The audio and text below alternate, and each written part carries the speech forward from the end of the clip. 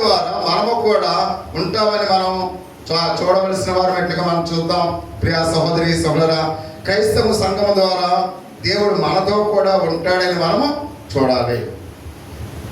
అంటే ఈ క్రైస్తవ సంఘములో ఎవరైతే ఉన్నారో ఆ క్రైస్తవ సంఘ విశ్వాసుల్లో కూడా ఎవరుంటారో మన కూడా ప్రభు ఉంటాడు అనే విషయాన్ని చివరిగా మనం చూస్తూ ఉన్నాం. అంటే ప్రత్యేకంగా యెరూషలేము కాలంలో ఇజ్రాయేలు దేవుడికి నమ్మకంగా ఉన్నట్లుగా వారు దేవుని యొక్క విశ్వాసముల వారు ఉన్నారు కనుక వారు దేవుడు వారితో కూడా లేరని వారు తలంచేవారుగా ఉన్నారు. ప్రియా సహోదరి సహోదరా, వాళ్ళు ఎంతో నమ్మకమైన వారుగా ఉన్నప్పుడు కూడా ఇందాక మనం చూస్తాం ఒక సమూహము వాళ్ళు చిన్న మందగా ఎంతో నమ్మకమైన వారుగా ఉన్నారు. ఆ ఉన్నవారు ఏమనుకున్నారు, దేవుడు మాతో లేడు, అందుకనే మాకు ఈ కష్టాలు, అందుకనే మాకు ఈ బాధలు, అందుకనే ఈ అవమానములు అని చాలా మంది అనుకుంటున్నట్లుగా మనం చూస్తూ ఉన్నాం. ఎందుకంటే ప్రియా సహోదరి సహోదరా, దేవుని యొక్క వాక్యముల వారు దేశంలో చాలా సమస్యలు ఉన్నాయి. ఆ దినాల్లో ఎన్నో సమస్యలు ఉన్నాయి. ప్రస్తుత దినాల్లో కూడా ఎన్నో సమస్యల మధ్య మనము జీవిస్తూ ఉన్నాం. పైకి సంతోషంగా ఉన్నప్పుడు కూడా మన యొక్క హృదయాల్లో అనేకమైన వేదనలు, అనేకమైన బాధలు. ఎందుకంటే మన పిల్లలు దూర ప్రాంతాల్లో ఉన్నారు, వాళ్ళు ఎలా ఉన్నారు, తిన్నారా లేదా, వాళ్ళు ఎక్కడ ఉన్నారు ఏంటని ప్రతి తల్లి ప్రతి తండ్రి కూడా నిత్యం కూడా వాళ్ళ గురించి ఆలోచిస్తూ ఉన్నాం. అనేకమైన సమస్యల మధ్య, అనేకమైన ఇబ్బందుల మధ్య, ఒకవేళ రాత్రి కూడా కొన్ని సందర్భాల్లో అన్నపూర్ణ మధ్యరాత్రులు ఏడుస్తూ ఉంటారు. అంటే పిల్లలు తిన్నారా లేదా మళ్ళీ ఒకసారి వాళ్ళు జ్ఞాపకం. అంటే ప్రతిరోజు కూడా ప్రతి తల్లి, అంటే అన్నపూర్ణ మా ఇంట్లో ఉంటుంది కాబట్టి నాకు తెలుసు, ఆయా గృహాల్లో ఉన్న తల్లులు అలాగనే ఏడుస్తూ ఉంటారు. ఎందుకంటే ఆ పిల్లలు దూర ప్రాంతాల్లో ఉంటున్నప్పుడు, కొంతమంది అత్తవారింటి కాడ ఉంటున్నప్పుడు ఎలా వాళ్ళ అత్త ఎలా ట్రీట్ చేస్తూ ఉంది, భర్త ఏం చేస్తూ ఉన్నాడు, ఇవన్నీ కూడా ఆలోచిస్తూ ఆడపిల్లలు ఇచ్చిన తల్లిదండ్రులు నిత్యము కూడా ఆడపిల్లల గురించి ఏం చేస్తుంటారు, ఆలోచిస్తూ ఉంటారు. అంటే ఇవన్నీ కూడా అనేకమైన సమస్యల మధ్య ఉన్నప్పుడు ఒకవేళ వాళ్ళ యొక్క అత్తవారింటి కాడ ఏదైనా చిన్న విషయం జరిగిందనుకోండి, ఈ తల్లి నేను ఎంత నమ్మకంగా దేవుని యొక్క విశ్వాసంలో ఉన్నాను, ఏంటి నా బిడ్డలకు ఇటువంటి కష్టాలని కొన్ని సందర్భాల్లో మనం కూడా ఏం చేస్తుంటాం, సమస్యల మధ్య ఏడుస్తూ ఉంటాం. అంటే ఇప్పుడు ఆ సహోదరి సహోదరా, కాబట్టి ఈ యొక్క ప్రజలు లేక యాజకులు దేవుని విడిచిపెట్టి ఉన్నట్లుగా మనం చూస్తూ ఉన్నాం. కొంతమంది ప్రజలైతే ఎలా ఉన్నారంట, వాళ్ళు దేవుని విడిచిపెట్టారు. దేవుని ప్రజలే విడిచిపెట్టడం కాదు, యాజకులు కూడా దేవుని విడిచిపెట్టారంట. అంత మాత్రమే కాకుండా కాబట్టి నమ్మకం గల విశ్వాసుల్ని ఎగతాళి చేస్తున్నారంట. వీళ్ళు ఏం చేస్తున్నారంట, వీళ్ళు విడిచిపెట్టడమే కాకుండా నమ్మకమైన విశ్వాసులను ఏం చేస్తారంటే ఎగతాళి చేస్తూ ఉన్నారు. ప్రస్తుత దినాల్లో విశ్వాసతలో నమ్మకంగా ఉన్నవారిని, విశ్వాసంలో స్థిరమైన వారిని నమ్మకంగా చూడండి. ఎవరైనా అందరికన్నా ప్రార్థనకు ముందు రావటం చూస్తామనుకోండి, వాళ్ళు వెళ్ళిపోతారు, వీళ్ళ పని పాట ఏముంది అంటే. ఈ విధంగా మనుషులు మనల్ని ఏం చేస్తుంటారు, కొన్ని సందర్భాల్లో ఎగతాళి చేసి మన విశ్వాసాన్ని కృంగతీస్తూ ఉంటారు. అందుకనే కొన్ని సందర్భాల్లో మనం చెవిటి వారే ఉండాలి, మనకు వినిపించినా వినపడినట్లుగా మనం వెళ్ళిపోవాలి. నేను ఎక్కడో చూస్తాను, ఒక పనిచేసి ఒక రాజుల ఇంట్లో పనిచేసే దగ్గర వాళ్ళకి మామూలుగా వాళ్ళకి వినపడేటట్లుగానే ఈ పని వాళ్ళు ఏం చేస్తుంటారు, మాట్లాడేస్తారు. నాకు అనిపిస్తుంది ఆ యజమానులకు వినపడుతుంది, కానీ వాళ్ళు పట్టించుకోరు. ఎందుకంటే పట్టించుకుని వేరే ఏదైనా మాట అంటే వాళ్ళు మానేస్తారు. అందుకని వాళ్ళు ఎలా ఉంటున్నారు, చెవుడు వాళ్ళగా. నాకు ఆశ్చర్యం వేస్తుంది, ఏంటి ఇంత గట్టిగా మాట్లాడినా కానీ అసలు వీళ్ళు స్పందించలేదంటే అనుకుంటారు. అంటే కొన్ని సందర్భాలు మనం చెవిటి వారుగా ఉండటం చాలా మంచిది. ఎందుకంటే మన విశ్వాసాన్ని కోల్పోకూడదు. చాలా మంది అవమానకరమైన మాటలు మాట్లాడుతుంటారు. మన పిల్లల విషయంలో అయితేనేమి, మన విషయాలు అయితేనేమి, మన ఇరుగు పొరుగు వారి విషయాలు అయితేనేమి అవమానకరంగా మాట్లాడుతూ ఉంటారు. కొన్ని సందర్భాల్లో మనకి రెస్పాన్స్ మనం ఇవ్వక్కర్లేదు, వాళ్ళే మనకి అధికారులు కాదు, వాళ్ళే మనకి జమీందారులు కాదు. కొన్ని సందర్భాల్లో ఎవరి దగ్గర మనకు కూడా ఎక్స్ప్రెషన్ ఇవ్వాల్సిన పని లేదు.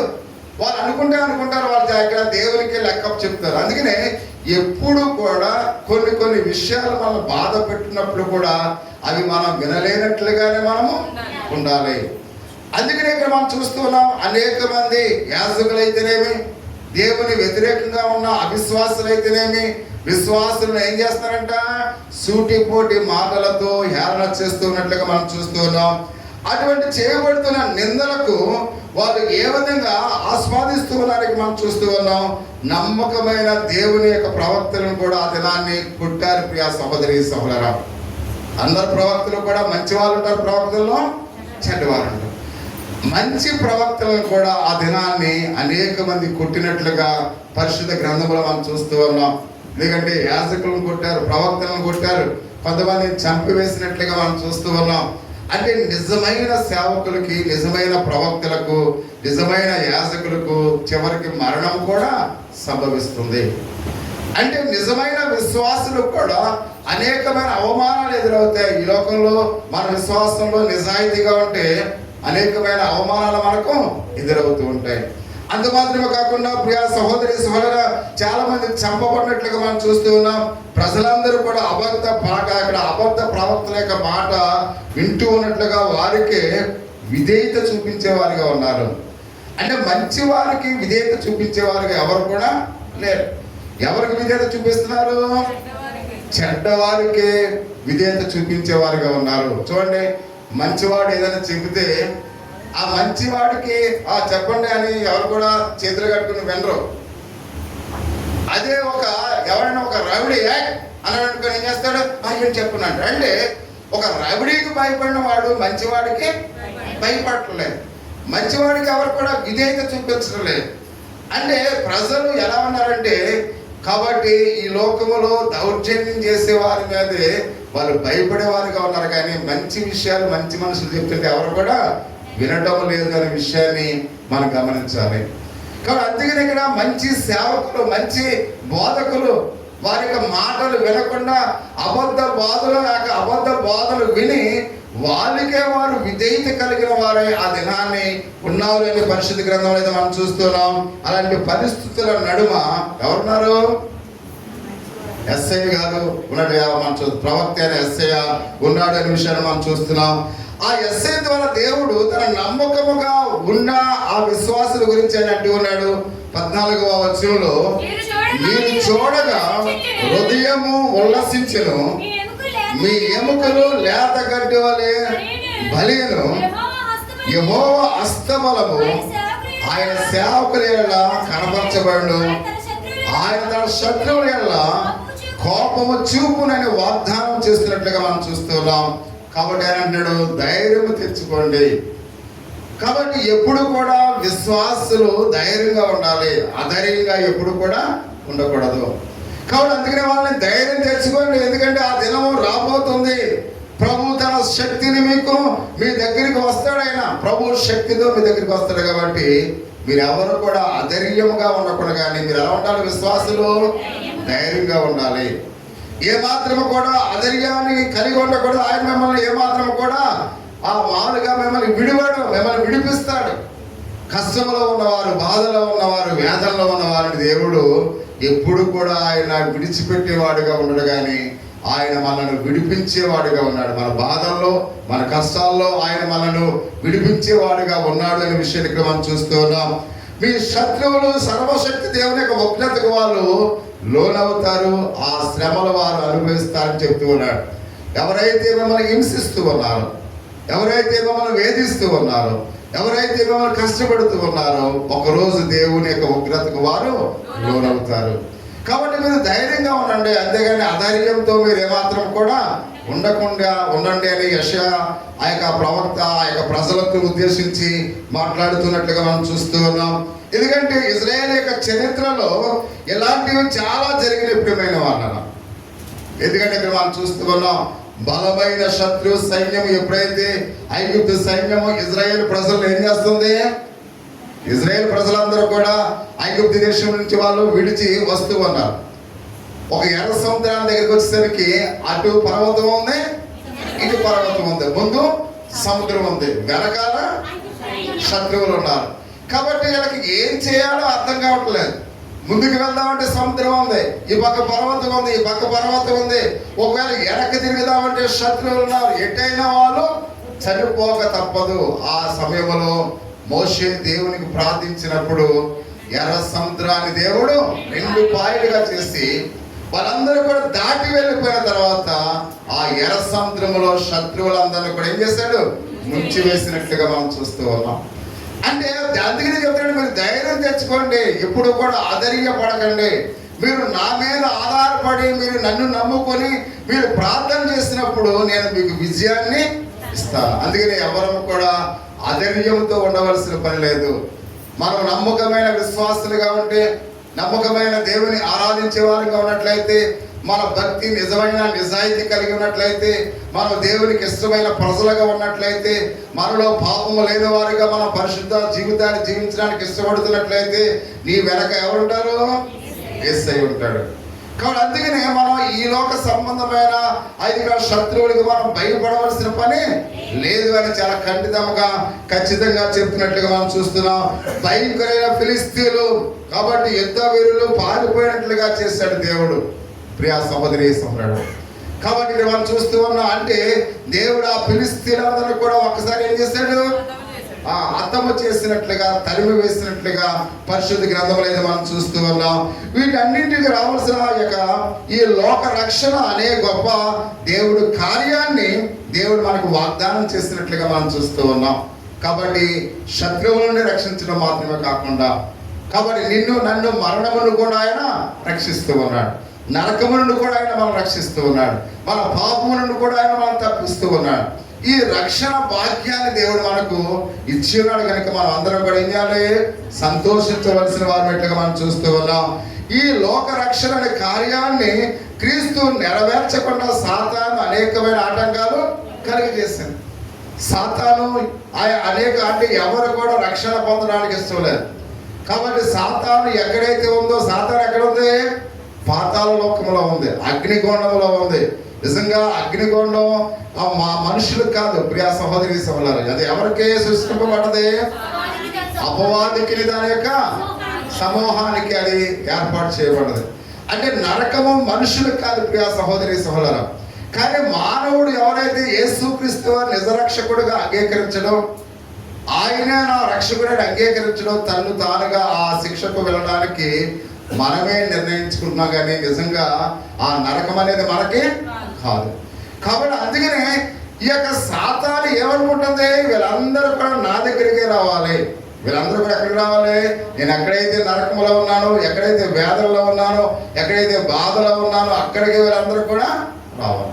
మీకు ఒకసారి చెప్పారు, ఒక పిల్లలు అక్కడ ఇద్దరు ఫ్రెండ్స్ ఒక చోట ఏదో కన్నం అంటే వాళ్ళు ఇలా కన్నానికి ఏంటంటే ఇలా అన్నాడంట, తేలు కుట్టేసిందని. తేలు కుట్టేసరికి తేలు కుట్టిందని వీడు ఏడిస్తలేదు, ఇలా చూసి నవ్వుతున్నాడంట. ఏంట్రా ఇలా పెట్టి నవ్వుతున్నాడంటే, ఒకసారి నువ్వు కూడా చూడరా అన్నాడండి. కాబట్టి ఈ నవ్వుతున్నాడు కదా, ఈడేం చేశాడంటే మళ్ళీ ఆ వేలు అక్కడ పెట్టాడంట వాడిని కూడా. అంటే నేను బాధపడుతున్నాను కనుక నా స్నేహితుడు కూడా నేను పడుతున్న బాధ పడాలి. అంటే ఈ లోక సంబంధమైన స్నేహం ఎలా ఉందో తెలుస్తాడు. అంటే ఎవరు స్నేహితులు, ఎవరు మంచివారు, ఎవరు చెడ్డవారు అని. అతి స్నేహము ప్రమాదకరమైనది. మీకు అర్థమవుతుందా? అతి స్నేహం ఎలాంటిదంట? ప్రమాదకరం. అంటే మన స్నేహం కూడా ఎంతవరకు ఉండాలో అంతవరకే ఉండాలి. ఆ స్నేహము అది ప్రమాదం అయితే చాలా కష్టము. అందుకనే ప్రతి ఒక్కరూ కూడా చాలా జాగ్రత్తగా మనము వ్యవహరించాలి. అందుకనే ప్రతి విషయంలో కూడా, అందుకనే చాలాసార్లు చెప్తూ ఉంటాను, మన బంధువులు మన స్నేహితులు వచ్చినప్పుడు వాళ్ళు ఎక్కడ ఉండాలి? వాళ్ళు హాల్లో మాత్రమే ఉండాలి. వాళ్ళు ఎక్కడికి రాకూడదు? మన ఫ్యామిలీ ఉన్న దాటిగా ఎవరు కూడా రాకూడదు. అందుకనే మనకు ఎంతమంది స్నేహితులు ఉన్నా, ఎంతమంది బంధువులు ఉన్నా, వాళ్ళకి హాల్లో కూర్చుని వాళ్ళు వెళ్ళిపోయేటట్లుగా చేయాలి. వాళ్ళు భర్త మాట్లాడుతున్నప్పుడు భార్య ఇన్వాల్వ్ కాకూడదు. చాలా మంది ఏం చేస్తారంటే మన సాధారణంగా చిన్న కుటుంబాల్లో ఎవరైనా మన స్నేహితులు వచ్చారనుకోండి, ఆ భర్త మాట్లాడుతున్నప్పుడు కూడా భార్య పిల్లలు కూడా వచ్చేస్తారు. అది మంచి సంస్కారము కాదు. కాబట్టి ఆ వచ్చిన వాళ్ళకి ఎవరితో పని? తన భర్తతో పని. భర్త మాట్లాడుకుని వెళ్ళిపోతాడు. కాబట్టి ఏదన్నా ఆ యొక్క భార్యాభర్తలు ఆ పెద్దవాళ్ళతో మాట్లాడుతున్నప్పుడు ఈ పిల్లలు వచ్చి అక్కడ ఉండకూడదు. అంటే పిల్లలు ఎప్పుడు కూడా వాళ్ళు చేసే పనులు వాళ్ళు చదువుకోవడము, అది వేరే వేరే వారికి సంబంధించిన హోంవర్క్లు అవి చేసుకోవాలి. కానీ తల్లిదండ్రులు పెద్దవాళ్ళతో మాట్లాడుతున్నప్పుడు ఆ మాటల్లో వీళ్ళు ఇన్వాల్వ్ కాకూడదు. ప్రియా సహోదరి, అంటే ఎవరు క్యారెక్టర్ వాళ్ళు జాగ్రత్తగా చూసుకోవాలి.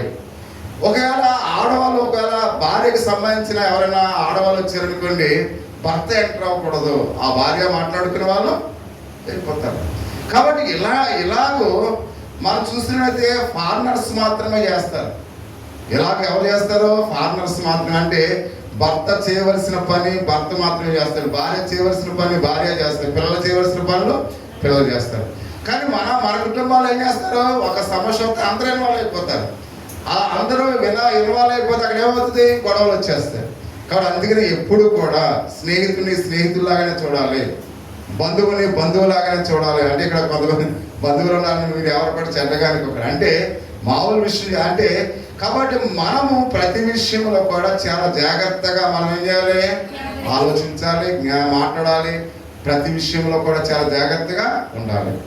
కాబట్టి అందుకనే ప్రతి ఒక్కరూ కూడా స్నేహితులతో చాలా జాగ్రత్తగా ఉండాలి. స్నేహితులతో చాలా జాగ్రత్తగా ఉండాలి.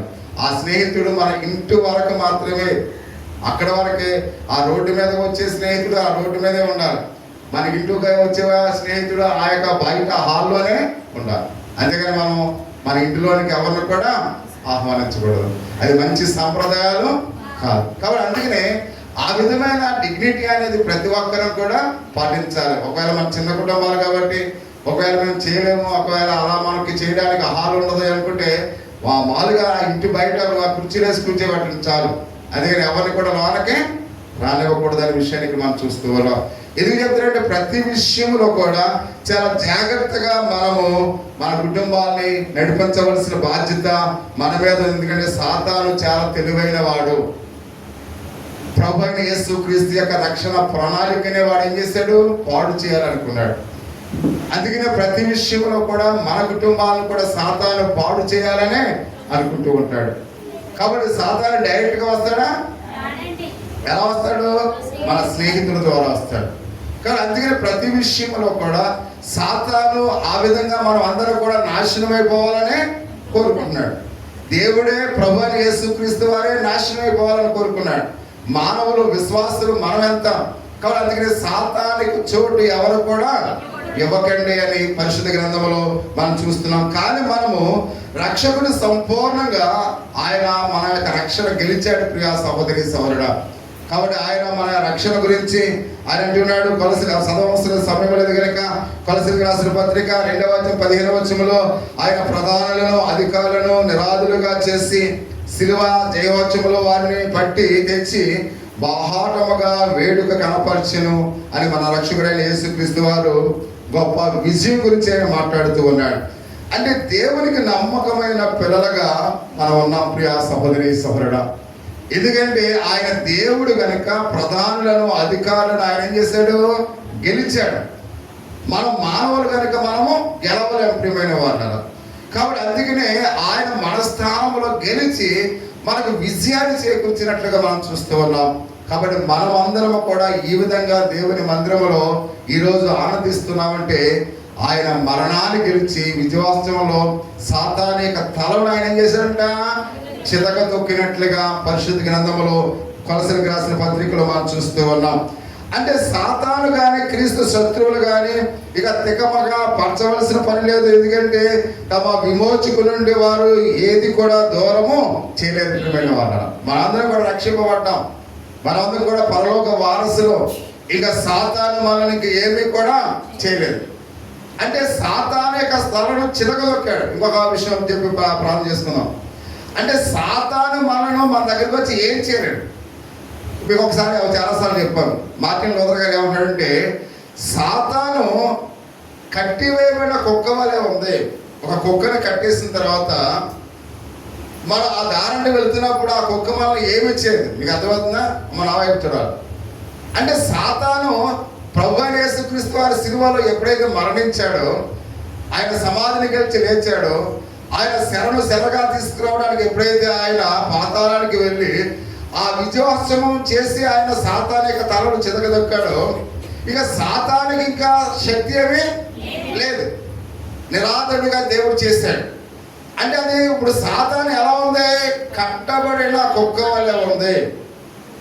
మనము ఆ కుక్క ఇక్కడ ఉంటే మనం ఆ రూట్ అంటే వెళ్తే అది మనం ఏమి కూడా చేయదు. కానీ మనం ఏం చేస్తున్నాం, దాని దగ్గరికి వెళుతూ ఉన్నాం.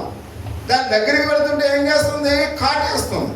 మీకు అర్థమవుతుందా? అంటే సాతాను మన దగ్గరికి వచ్చే అవకాశం లేదు, కానీ మనము దాని దగ్గరికి వెళ్తున్నాం. అంటే మన చెడ్డ ఆలోచనలతో, చెడ్డ తలంపులతో, చెడ్డ ఉద్దేశంతో పాపములో మనం ఏకీభవిస్తున్నాం. ఈ పాప తలంపులకు ఎవరైతే లోనవుతున్నారో వారు సాతాను యొక్క స్వాధీనంలో, సాతాను దాసులుగా ఉంటున్నారు.